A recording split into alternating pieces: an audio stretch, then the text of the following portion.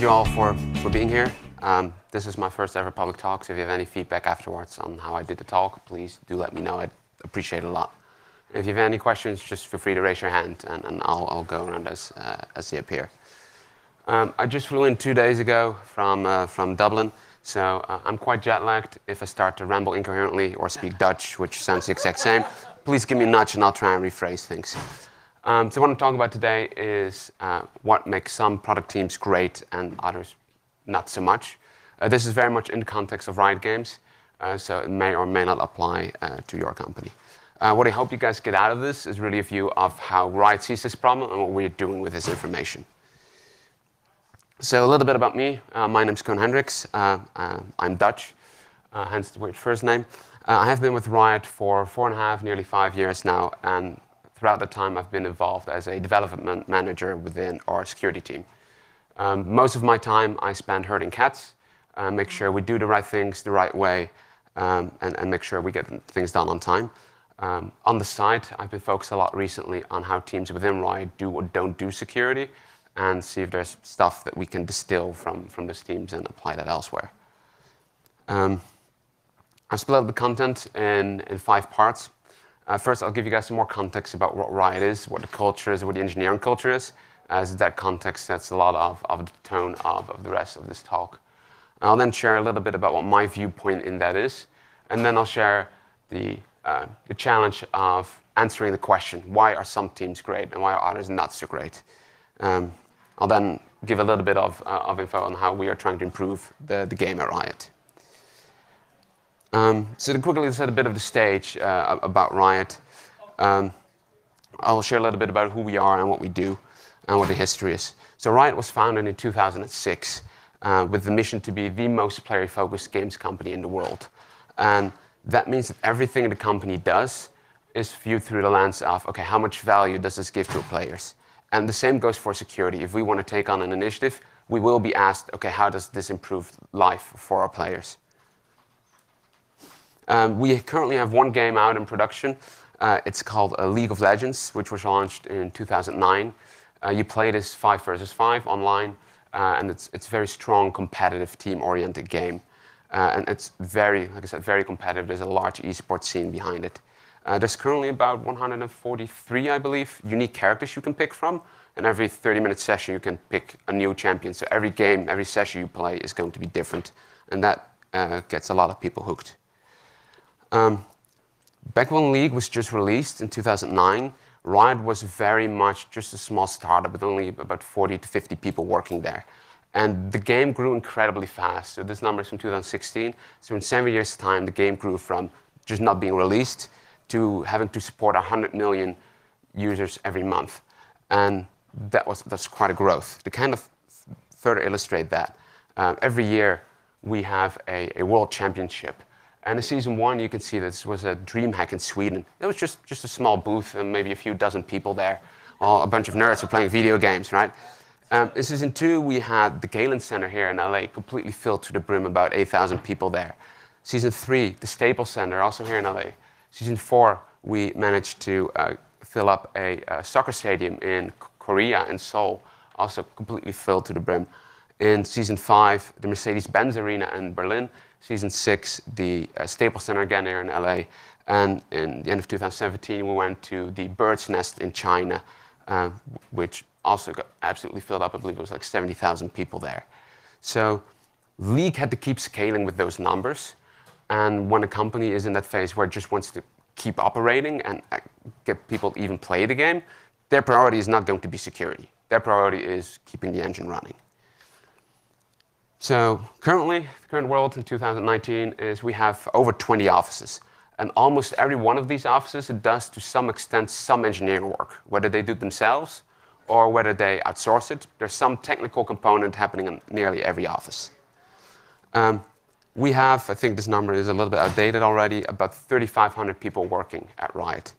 And about 700 of those work in engineering. And the values of our engineering group are player focus, total ownership, one team, and continuous improvement.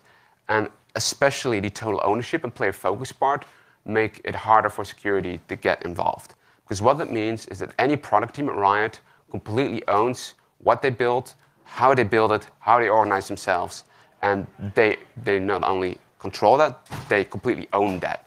We can't just go in and tell teams, you have to do X, Y, and Z. They can easily defy us and go about with their lives. So the challenges that we have is it's sometimes just really hard to get security in there for teams. So those teams at Riot, every product team has a super high degree of independence, autonomy, and freedom to organize themselves whichever way they want, because their focus is to deliver more value to our players. And that, unfortunately, means that security isn't always where we want it to be. And only over the past few years, we've gradually been able to get ahead of the game and improve significantly. And we've done that by becoming a lot more proactive. So rather than mandating heavy security checklist of 400 pages long, we just go in there, have a lightweight and applicable conversation or a lightweight and applicable tool the teams can adopt. And that has proven a lot more successful for us. The guys at AppSec put it really nicely, and we have this printed out as a poster in both our Dublin and Los Angeles office here. If security introduces blocking to your organization, it will be ignored, not embraced. This is one of the core pillars that our security team operates by. Because if we make it really hard for teams to do the actual work to deliver their software to products to our players, they're not going to work with us, or they're not going to want to work with us. So for us, it's nearly impossible to mandate top-down security or to make security become gatekeepers before teams can release. So yeah, the guys at AppSec, they had it right all along. So this is where I come in. This is what my vantage point is. So as in the role of a development manager within security, I have been in a lucky and privileged position to interact with a lot of teams, a lot of product teams that come to us with various requests and reviews and comments and concerns. And that allowed me to build up a bit of a perspective, see how some teams at Riot do or don't do security, and how those teams succeed or fall short on security. And they tend to do that in quite similar ways. So over the past few years, I've learned quite a bit about security, but here are the key 3 lessons that I learned. Preaching to the choir to those teams that are doing security fantastically doesn't move the needle. So when we release a new tool or new process or a new workflow for teams to do things more securely, those fantastic teams, they will adopt it, but that doesn't necessarily improve the security posture of the company.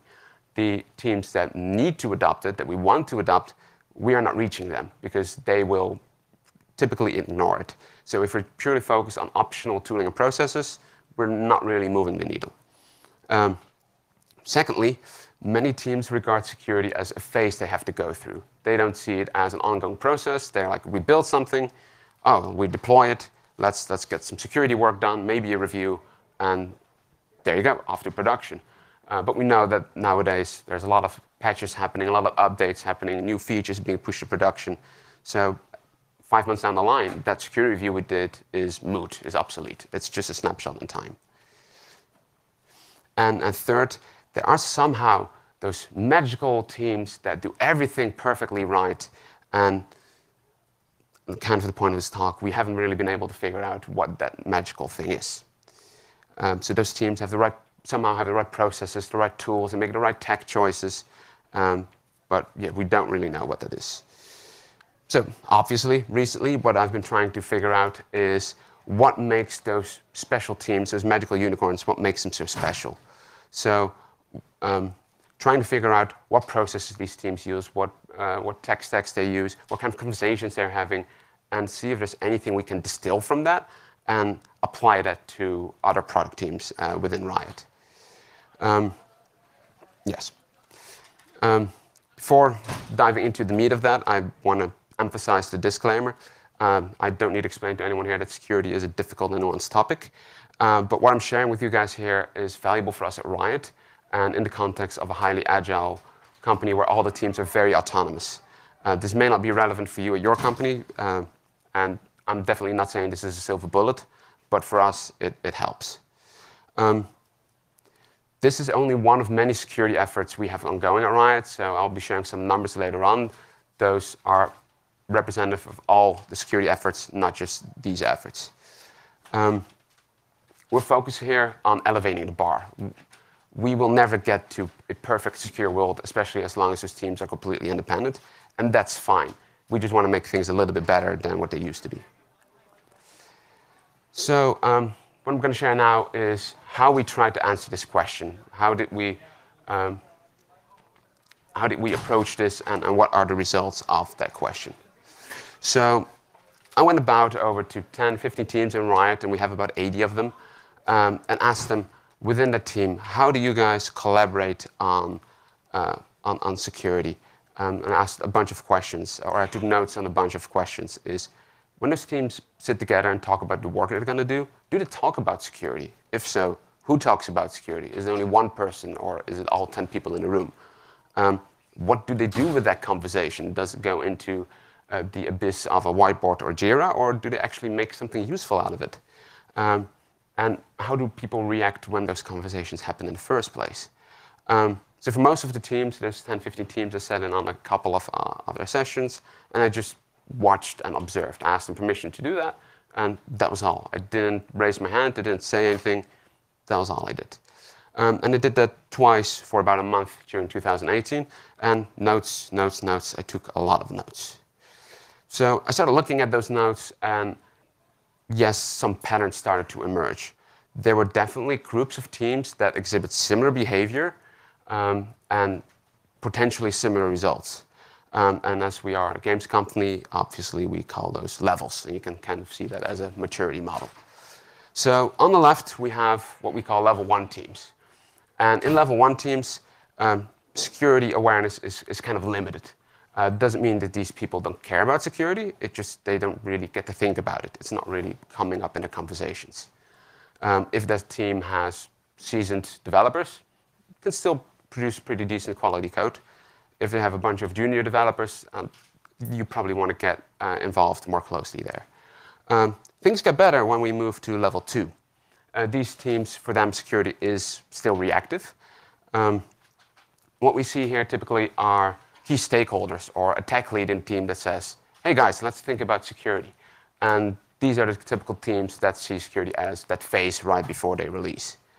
So typically what we see here, team bolts on security after they did that security review phase or security phase in their development, and that's about it. The challenge with these teams is that because security is dependent on that one tech lead or one security advocate or that one stakeholder that does value security, as soon as those people are removed from the equation, this team will drop back to a level 1 team. And that kind of means that security for this team is unsustainable. But it gets better when we reach level 3. So for level 3 teams, security is just part of nearly every conversation. And they kind of have a force mechanic to do that. For them, it's really a muscle. If they have a planning session, part of the agenda items will be, let's talk about security. However, it's not natural to them. It's something that needs to be brought up over and over again. But the whole team values that conversation, and they will actively engage in it. So it's no longer just 1 or 2 people caring about security. It's the whole team having that conversation. And that means that for these teams, security has now become a sustainable practice that they will keep on going for a long period of time. So that's better. And then we get to these magical teams, the level 4 teams, as we call them. I mentioned that we were trying to distill what those teams are doing, see if there's practices we can apply to other teams. The answer to that is we cannot. Because for these teams, security is like breathing. They will automatically do it every conversation. It doesn't need to be brought up. They will automatically think about it. And that means that security is a lot better, but it's very hard to say this team has these and these practices. Another interesting thing that we found was that, especially in level 4 teams, not so much in level 3 teams, but also a little bit, is that there's very strong focus from the leadership of the team and the people above that on security, trust, and integrity. So that's where the product owner will say, no, we hold off release to get better security versus more value to players over security. In order limited data set and experience, teams that reach level 4 are typically working in highly sensitive areas like authentication or web shops kind of teams. We are seeing more regular product teams get close to level 4, so we're keeping an eye on that in the future. While I'm describing levels, this really should be seen as a continuous spectrum. So a team being level 2.5 is absolutely possible. So we've gotten all this these levels, and we realized, okay, well, that's all nice and fun, but does it really mean anything? Can we see where most of the teams at Riot are at? So we went through that exercise, and we drafted up this model. I wanted to see if we could see the bigger picture at Riot. So we did this at the end of 2017 with all 80-ish engineering team that we have at Riot, obviously excluding the security teams because that would be cheating. And we based this information on, okay, what kind of conversations are we having with those teams? What kind of things do we see in bug bounty and security reviews? Do those people reach out to us in general? If yes, what kind of questions are we getting? And out of that, we were able to bring up these statistics. So this was not entirely unexpected. We are seeing a lot of teams in level 1 and level 2. A handful of teams at level 3 and 4, so there are definitely some rockstar teams in Riot. But there's plenty of room for improvement. What we also found was traditionally the teams that are level 1, we typically have a very hard time communicating with. Those are the teams in the local offices where security isn't physically present, or teams where a lot of development is being outsourced. So it's a lot harder to get security even being part of their radar. So, okay, nice and fun. We have now an... What's the y-axis? The number of level 1s or the number of, The percentage of level 1, level 2, level 3 teams. Yeah, but what's the y-axis? That's the x-axis. What's the y-axis? Oh, yeah, that's just... The number of penetrations that you occurred in that game? No, just the number of teams and within Riot that are level 1 or 2, a percentage of the total. Did you find it? We did not look at that, but my gut feeling says yes. So yeah, we looked at all that data and figured, okay, that's all nice. We now know where teams are. But does it really matter whether teams are level 4 or level 1? Can we actually see an impact on that on the bottom line of what a team does? So Riot has a bug bounty program, and we're very happy with that. And that gives us a lot of interesting data. So over all bugs that were reported over 2017, we looked at, okay, which team built this product, and what level are they? Great, and we started looking at the metrics that way. So when we look at, we're going to look at two statistics, the average payout on the bug bounty issue, and the average time it takes a team to fix a high-risk issue, because those are the ones who want to fix fastest, immediately, typically. So we set it, we averaged and indexed it out on $1 for a level 1 team, and for 1 unit of time for the average time it takes to fix a high-risk issue.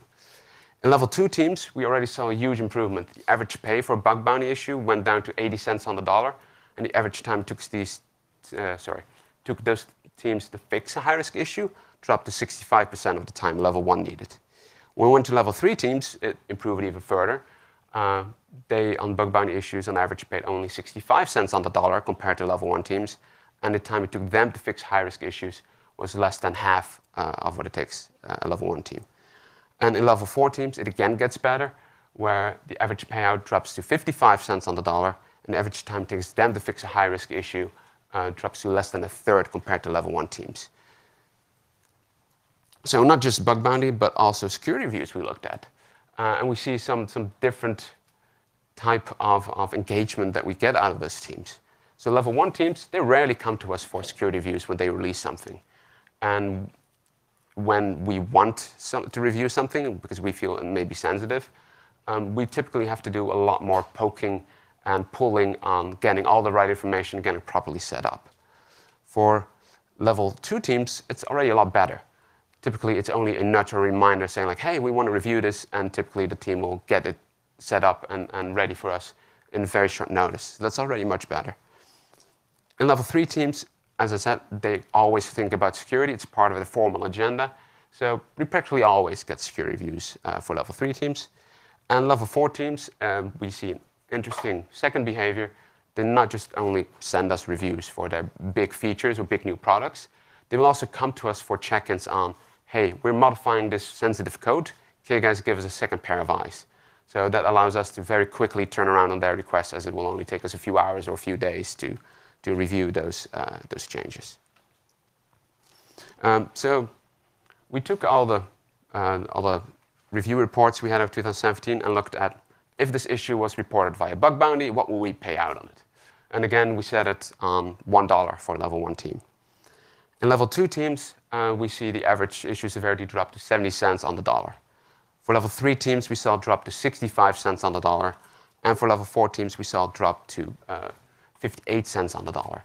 So both reviews and bug bounty are quite well in line. And we are really seeing significant changes in impact that it has on the security posture of a product, depending on what level that a team is at. I am aware that this is kind of a self-fulfilling prophecy. Yes, teams that do think more about security will produce more secure products, but it's kind of nice to finally have some numbers to support that and be able to bring that to other teams and stakeholders to say security is important. So next part, I'll explain what we are trying to do with this information. How are we trying to level up security at Riot? So how do we use and apply this framework? So the level that a team is at for us changes how we approach that team. So, right, we have those level 3 and 4 teams. When we release a new process or tool, yeah, those guys will immediately adopt it. But they don't need it as much as those level 1 or 2 teams. So what we try and do is figure out, okay, where's this team at? If they're a level 1 or 2 team, they won't adopt our process or our formal tooling unless we really force them to. And we don't really want to do that, as I mentioned.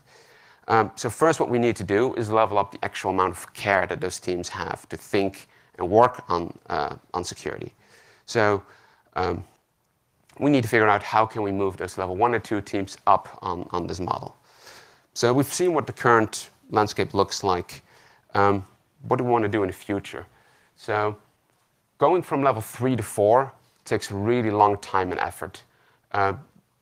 That usually is a multi-year journey. And the statistics you just saw, they show that the return on investment there is pretty low. However, going from level 1 or 2 to level 3 is a huge improvement.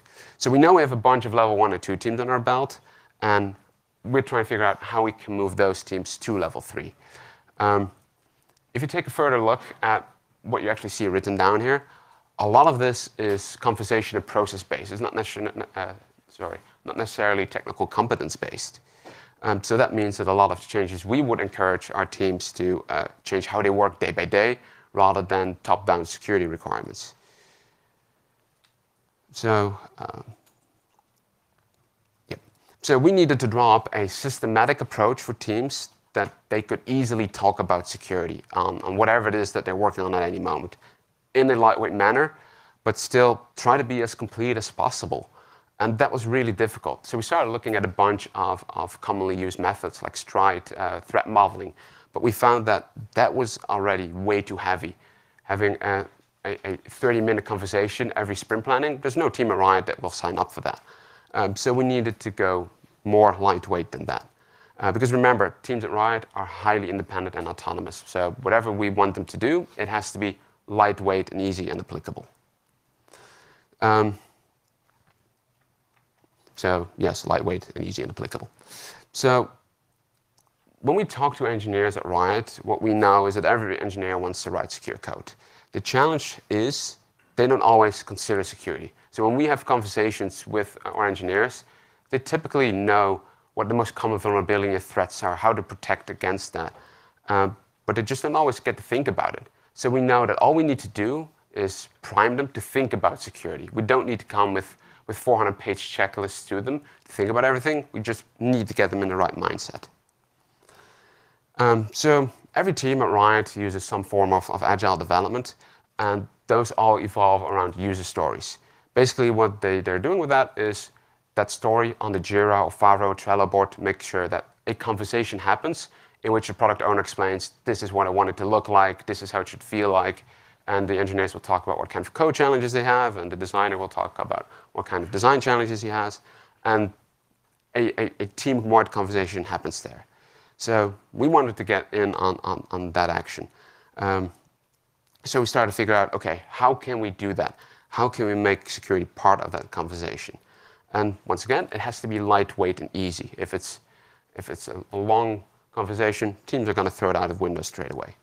So after some brainstorming, we came up with one security question, and the emphasis is on one security question. We only want these teams to ask themselves one question on every item that they're having in their sprint. And that is this question. How can a malicious user intentionally abuse this functionality, and how can we prevent that? I know it's technically a question and a half, but we'll go with it. And we want this team just have this conversation for 2 or 3 minutes, and that's it. No more, no less. Just have the conversation. And if the team concludes that yeah, no, we can't come up with any security considerations, that's fine with us. At least if they have the conversation, we know that it will already be quite a bit better. So how does this look like in the wild? So I'm bringing with me some examples, 2 of them, and both of them are in a product called Battlegrounds, which is what tournament organizers in the community can use to organize their own tournament. So you want to make brackets, you want to organize people to play in your tournament, group stages, yada, yada, yada, organize a tournament, everything can go over this tool. This team consists out of about 5 engineers, a scrum master, a designer, a QA tech, and a product owner. So we got them in the room, or they got themselves in the room at a sprint planning, and we sat in while they were trialing this, and we just asked them, have the conversation. So this is the first example I have. The team needed a functionality that allowed tournament organizers to create mass tournaments. Think of 5,000 people playing a tournament. It would be a little bit too much work to sign all the players and teams up one by one. So they want to have something simple like upload a CSV with all the names in it and go from there.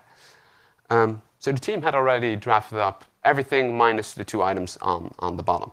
And they had the conversation. And what they realized was, okay, yeah, we need to do some logs on who uploads the file, some validation. We're actually talking about a CSV file. But then in the second item, something interesting happened. The engineer that was assigned this item had not yet thought about that. This actually had to be prompted by another engineer who said, okay, what if someone provides us with a malicious player name or a malicious team name? What do we do then? And that conversation happened, and now this was part of the acceptance criteria of this piece of work.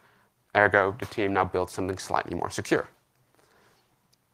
The second one was also an interesting example, talking about a feature that would allow players who were in the tournament to ask for help from the tournament organizer. All they would do is click a button that says, I'm going to chat with the organizer, and a chat window would open.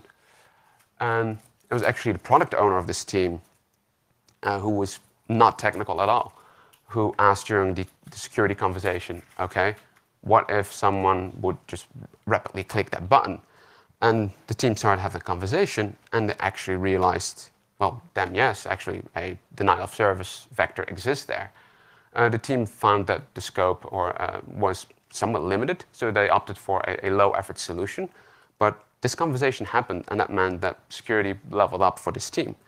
And because of these conversations, now this team has moved on to become a level 3 team over the last year.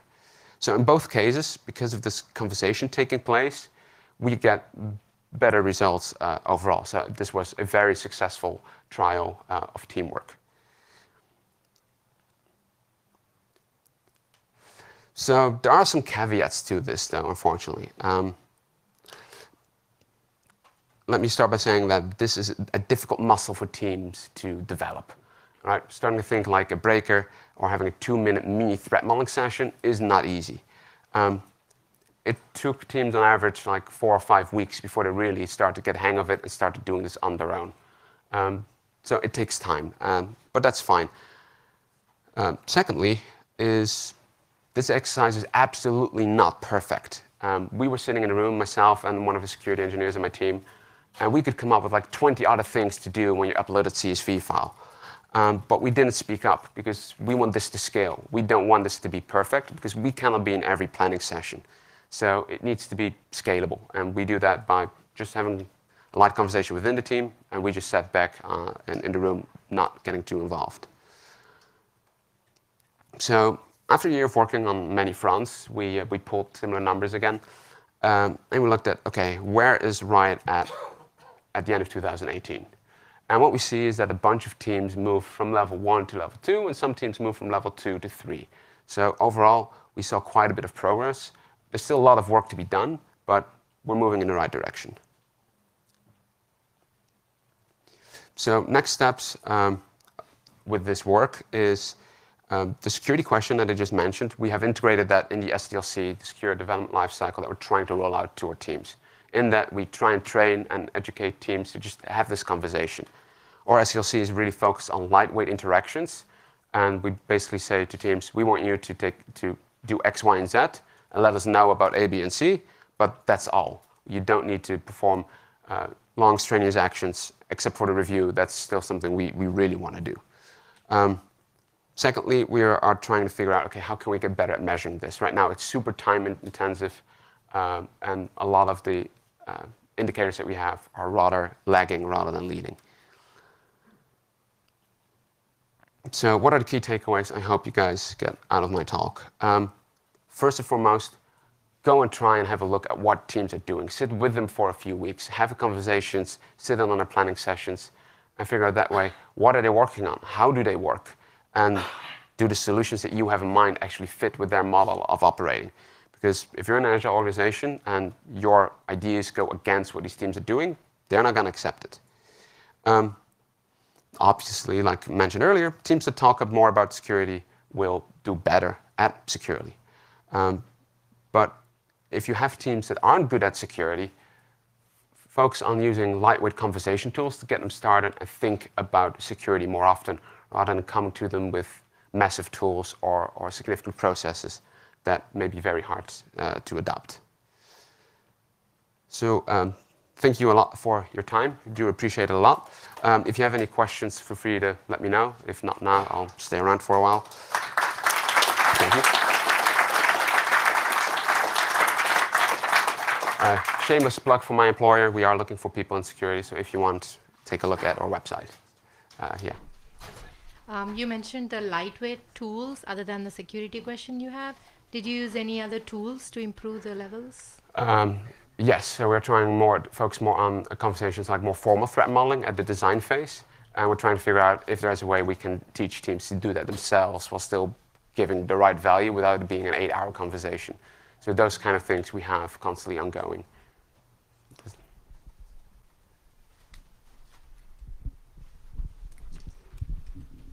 So between 2017 and 2018, did you guys ever notice any teams slip and drop their security level? Yes, especially teams dropping from level 2 to 1 because a security champion or advocate left the team. We did see that happen, yes. For teams that don't want to do security, have you thought about just subjecting them to unsolicited adversarial review? We have a bug bounty program that gets pretty close. So that kind of helps, right? Yeah. Do you tell the teams their levels, and do they ever take offense to being rated lower than they'd prefer to be? The latter answer obviously is yes. I wouldn't call it offense, but people will feel hurt about being not good at something. Riot is a very competitive place, so people are typically gamers, so they want to improve. So we find it more of a good stick to use rather than a damaging thing. And one more question. Prior to your intervention, did the level 4 team simply consist of more senior engineers? Or was there any other demographic composition that led to them happening to be better at security? They have, on average, senior engineers. I wouldn't call it more senior engineers. But they were working in very security-sensitive areas. That's the only commonality that we found. How long do your teams stay together? That really varies from team to team. So some teams stay together for years on end. So one of the 2 teams that we had level 4 in first year, those have been together in nearly the same composition for like 4 or 5 years. We also have teams that do a quick spike of 3 or 4 months, and then they realize that that product isn't viable, and that they'll get broken up, and people move to other things. So sounds like you kind of do see a correlation between teams that stay whole over a longer period of time to kind of getting a higher security consciousness of some sort. Yes and no. So we do see that some teams that were level 3 were relatively fresh, but because they brought in people that did care a lot about security and were able to quickly teach the rest of the team to care about security, that they nearly immediately start out as a level 2 or level 3 team. Oh, nice.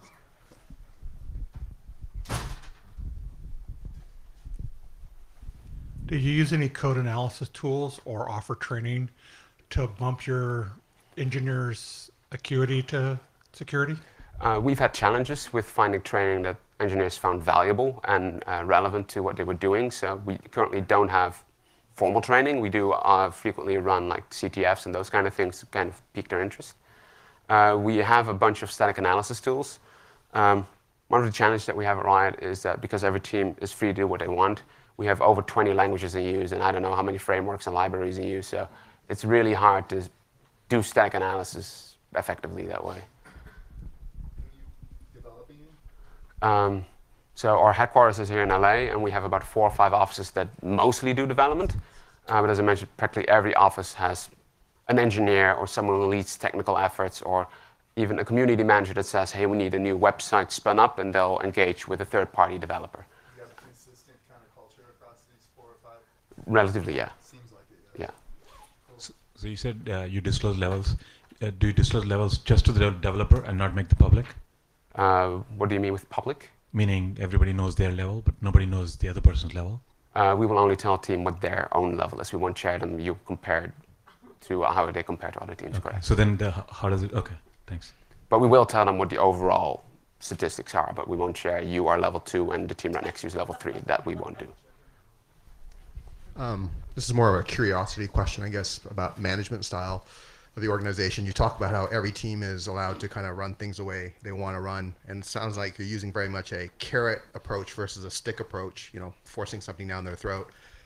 But at the end of the day, I mean, there's, you know, a lot of other businesses, you know, you have like compliance requirements and so on, and I'm guessing that that's not in the picture for you guys. So is each individual team managed based on like revenue generated? Like, is there some accountability in terms of the negative impact of something they, you know, they're not doing things right in a secure way, and it impacts some level of performance? Like, is there some kind of a measurement there? So Riot in general, teams aren't really measured on revenue that teams create, because some teams operate in areas where they cannot generate revenue. However, we do make teams aware of, hey, these are your bug bounty costs, these are your review costs, and those kind of statistics are dripping through. But that's also a slow change of culture, because 4 years ago we wouldn't have been able to do that. And right now, as a company is maturing, those kind of practices are becoming more acceptable. All right, thank you very much.